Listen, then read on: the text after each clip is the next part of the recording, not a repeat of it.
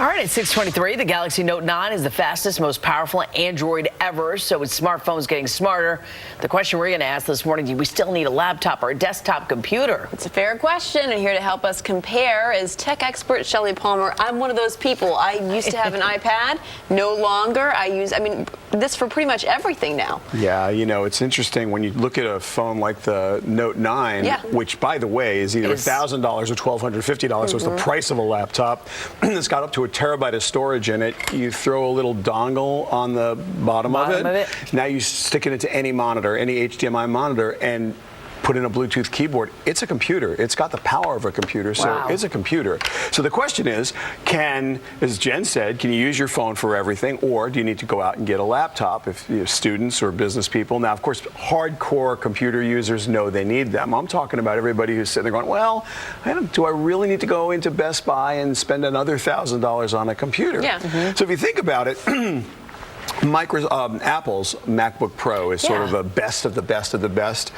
They start at $1,299, but you can rack one of those up to $6,700 if you feel like it. So that's about as much money as you can spend on a laptop computer, and it's super powerful. But you really have to ask yourself, if you're not near the high end, where it, for spreadsheets or graphic design or video, if you're down the low end and all you're really doing, browsing the internet, doing a few emails, is $12.99 a good idea? Because it's the same price as a heavy smartphone, and a smartphone and a monitor, or a tablet and a keyboard.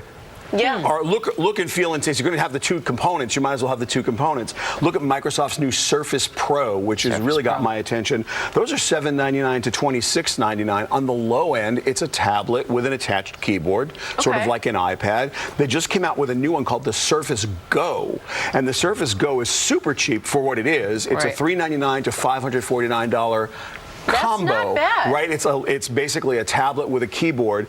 And now we're talking, wow, if I'm going to do that, do I want to look at Acer's Chromebook or any of the Chromebooks? The Chromebooks can be as low as $200, and maybe the Acers go up to like $299. So here are these cheap computers. I can't live without my phone. So is it expensive computer and cheap phone? Or is it expensive phone and cheap computer? Or is it just my phone? Those are the questions you got to ask yourself today. So I was even thinking, even for kids, the Acer's Chromebook sounds perfect, because for a parent, it lets them do the things that are necessary to get the job done for school, for younger kids, without paying all those expensive price tags. That's exactly what the Chromebooks are for. They're these low-priced. They are Wi-Fi only, generally Wi-Fi only, and most of them don't have software that runs unless it's connected to the internet. The biggest problem people have is understanding how much storage you need in the computer, what programs you're going to download, which ones will you be able to use in the cloud. If you've got good Wi-Fi connectivity at school or at work, then you can have a pretty low-power, low-storage device and have the entire world available to you. So we're in different days. It's always personal choice, but now we have options we never had before. And price that's affordable. And really affordable prices. Thank you, Shelly.